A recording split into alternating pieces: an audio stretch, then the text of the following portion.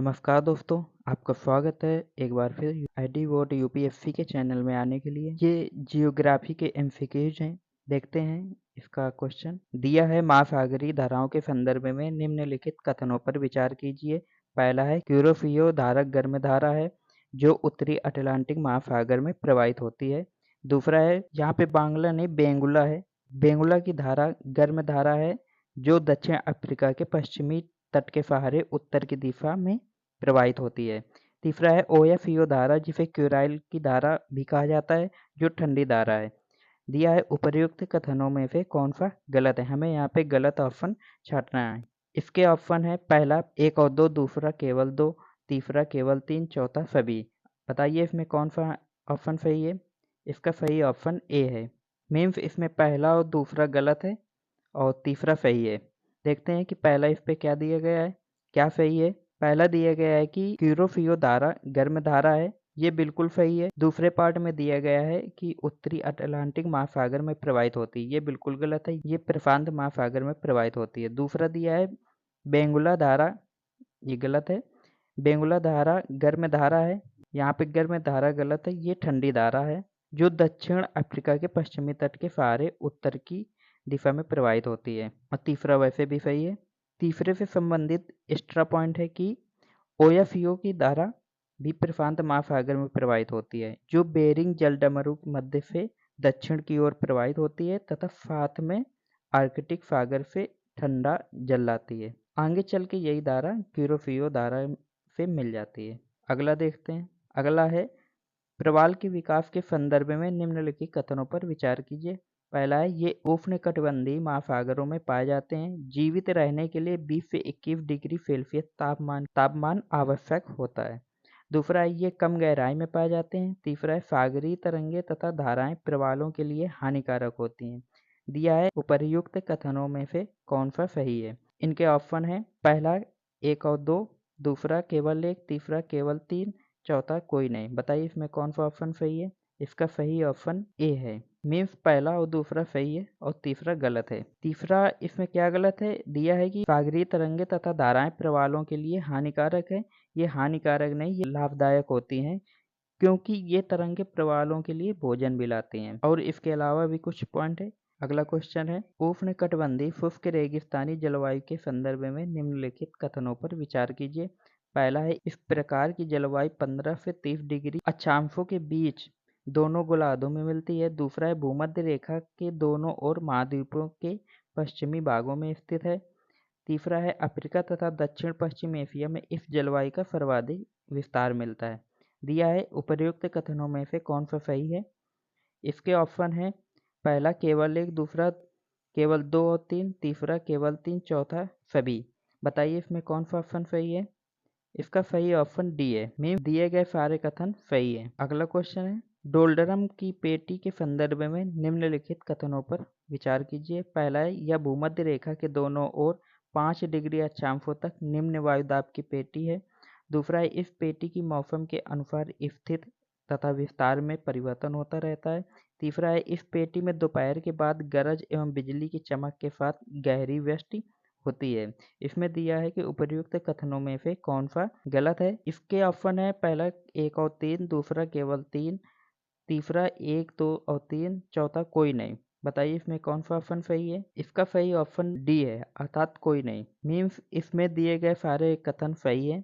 अगला क्वेश्चन दिया है, स्थानीय पवनों के संदर्भ में निम्नलिखित कथनों पर विचार कीजिए। पहला है, खम्फिन एक गर्म तथा शुष्क पवन है जो मिस्र में दक्षिण की ओर चला करती है। दूसरा है, फिमोम गर्म एवं शुष्क पवन है जो अरब सागर तथा सहारा के गर्म मरुस्थलों से चला करती है। तीसरा है, भूमध्य सागरीय क्षेत्र में उत्तरी अफ्रीका से चलने वाले गर्म और शुष्क पवनों को फान कहा जाता है। दिया है उपर्युक्त कथनों में से कौन सा सही है। इसके ऑप्शन है पहला केवल 2, दूसरा 1 और 2, तीसरा केवल 3, चौथा कोई नहीं।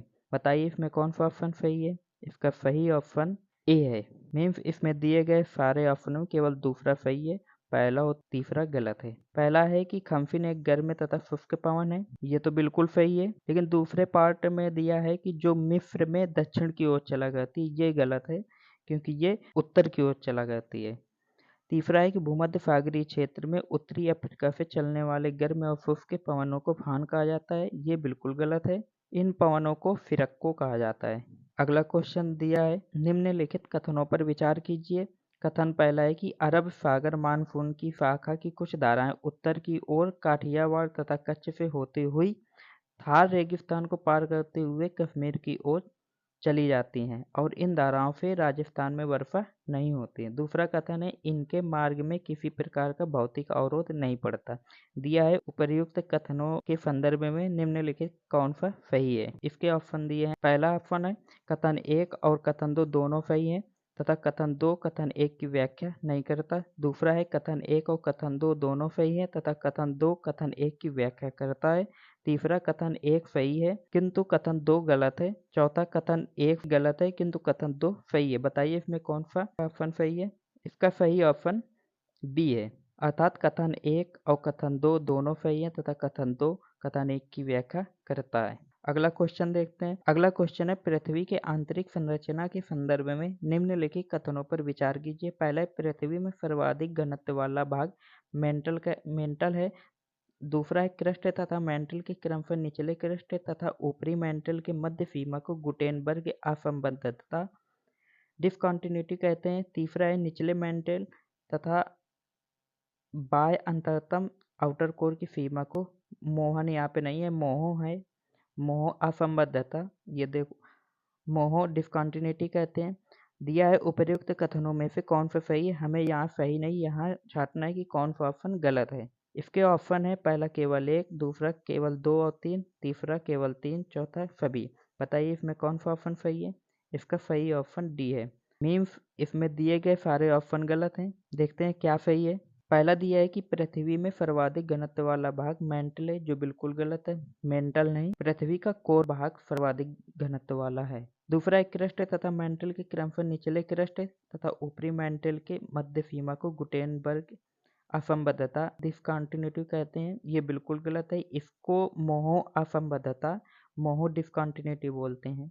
तीसरा है कि निचले मेंटल तथा बाह्य अंतरतम आउटर कोर की सीमा को मोह मोह असंबद्धता, मोह डिसकंटिन्यूटी कहते हैं। ये भी गलत है। इसे गुटेनबर्ग डिसकंटिन्यूटी बोलते हैं। अगला क्वेश्चन दिया है। अगला क्वेश्चन है, ला नीना के संदर्भ में निम्नलिखित कथनों पर विचार कीजिए। पहला है कि ला नीना के समय पूर्वी प्रशांत महासागर में समुद्र की सतह तापमान सामान्य से अधिक शीतल होता है। दूसरा है, ला नीना के समय व्यापारिक पवनें प्रबल हो जाती हैं। तीसरा है, इंडोनेशिया, मलेशिया, फिलीपींस सहित दक्षिण पूर्व एशिया में औसत से अधिक वर्षा होती है। दिया है, उपर्युक्त कथनों में से कौन सा सही है। इसके ऑप्शन है, पहला 1 और 2, दूसरा केवल 3, तीसरा 1, 2, 3 और चौथा कोई नहीं। बताइए इसमें कौन सा ऑप्शन सही है। इसका सही ऑप्शन सी है, मीन्स इसके सारे ऑप्शन सही है। अगला क्वेश्चन है कि मालडोवा और ट्रांसनिस्ट्रिया के संदर्भ में निम्नलिखित कथनों पर विचार कीजिए। पहला कथन, मालडोवा की सीमा पूर्व में यूक्रेन और पश्चिमी रोमानिया से लगती है। दूसरा है कि हाल ही में मालडोवा ने नई दिल्ली में अपना दूतावास का उद्घाटन किया है। तीसरा है, ट्रांसनिस्ट्रिया एक स्वतंत्र राष्ट्र है। दिया है, उपर्युक्त कथनों में से कौन सा सही है। इसके ऑप्शन है, पहला केवल 1, दूसरा 1 और 2, तीसरा 1, 2 और 3, चौथा कोई नहीं। बताइए इसमें कौन सा ऑप्शन सही है। इसका सही ऑप्शन बी है, मीन्स दिए गए ऑप्शनों में पहला और दूसरा सही है, तीसरा गलत है। तीसरा क्या है ये हम आपको बताते हैं। ट्रांसनिस्ट्रिया को एक स्वतंत्र राष्ट्र नहीं माना गया है। देखते हैं, मालडोवा में रूस समर्थित एक अलग क्षेत्र है जिसे सोवियत संघ के भाग के रूप में वर्णित किया गया है, जो 1991 में सोवियत संघ के पतन के बाद मालडोवा के बाकी हिस्सों से अलग हो गया था। 1990 और 92 में मालडोवा सैनिकों ने इस क्षेत्र पर कब्जा करने की कोशिश की थी, लेकिन रूसी सैनिकों के वजह से नाकाम हो गए थे। तब से ये मालडोवा नियंत्रण से मुक्त है और रूस द्वारा भी इसे स्वतंत्र नहीं माना गया है। अगला क्वेश्चन है, वेम्बनाड झील के संदर्भ में निम्नलिखित कथनों पर विचार कीजिए। पहला है, 1990 से 2020 तक झील की जल धारण क्षमता में 80% की गिरावट आई है। दूसरा है, इस झील को 2003 में रामसर वेटलैंड के रूप में नामित किया गया था। तीसरा है, यह केरल की सबसे बड़ी और भारत की सबसे लंबी झील है। दिया है, उपर्युक्त कथनों में से कौन सा ऑप्शन गलत है। इसके ऑप्शन है पहला केवल 3, दूसरा 1 और 2, तीसरा केवल 2, चौथा सभी। बताइए इसमें कौन सा ऑप्शन सही है। इसका सही ऑप्शन बी है। मीन्स दिए गए ऑप्शनों में पहला और दूसरा गलत है और तीसरा सही है।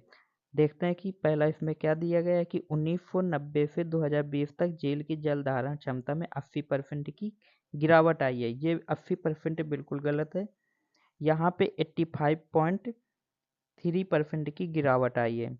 दूसरा है कि इस झील को 2003 में रामसर वेटलैंड के रूप में नामित किया गया था।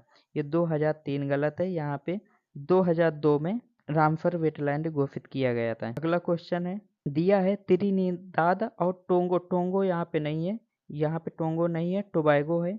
देश के संदर्भ में निम्नलिखित कथनों पर विचार कीजिए। पहला है हाल ही में सामूहिक हिंसा में वृद्धि के कारण आपातकाल घोषित कर दी गई है।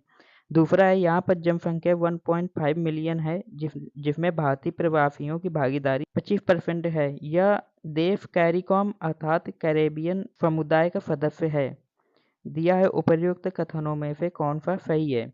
इसके ऑप्शन है पहला 1 और 3, दूसरा केवल 2, तीसरा केवल 3, चौथा कोई नहीं। बताइए इसमें कौन सा ऑप्शन सही है। इसका सही ऑप्शन ए है।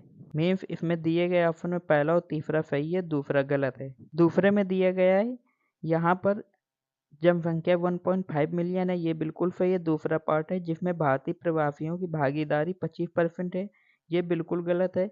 यहाँ पे भारतीय प्रवासियों की भागीदारी 42% है।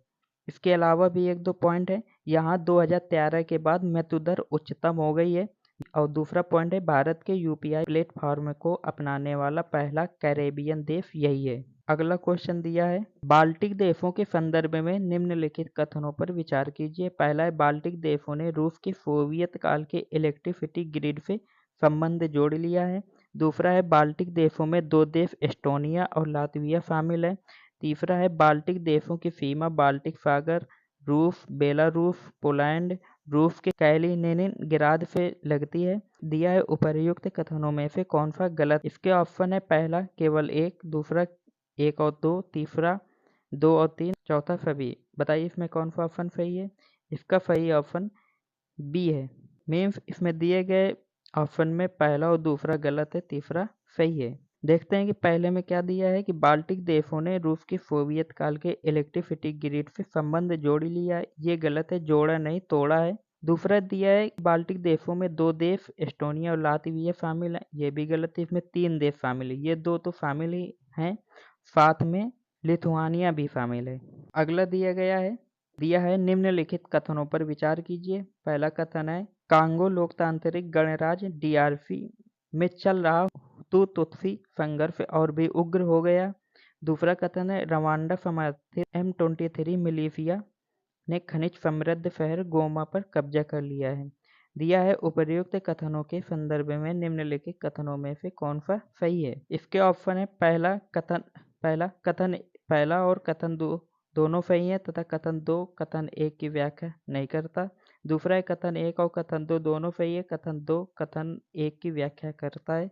तीसरा है कथन 1 सही है किंतु कथन 2 गलत है। चौथा है कथन 1 गलत है किंतु कथन 2 सही है। बताइए इसमें कौन सा ऑप्शन सही है। इसका सही ऑप्शन बी है, अर्थात कथन 1 और कथन 2 दोनों सही है तथा कथन 2 कथन 1 की व्याख्या करता है। इस पे भी कुछ पॉइंट हैं जो रवांडा समर्थित M23 मिलिशिया से संबंधित है। M23 का गठन 2012 में डीआरसी कांगो लोकतांत्रिक गणराज्य सरकार और तुत्सी नेतृत्व वाली national Congress for the defence of the people CNDP के बीच 2009 में शांति समझौते की विफलता के बाद ये इसका गठन हुआ।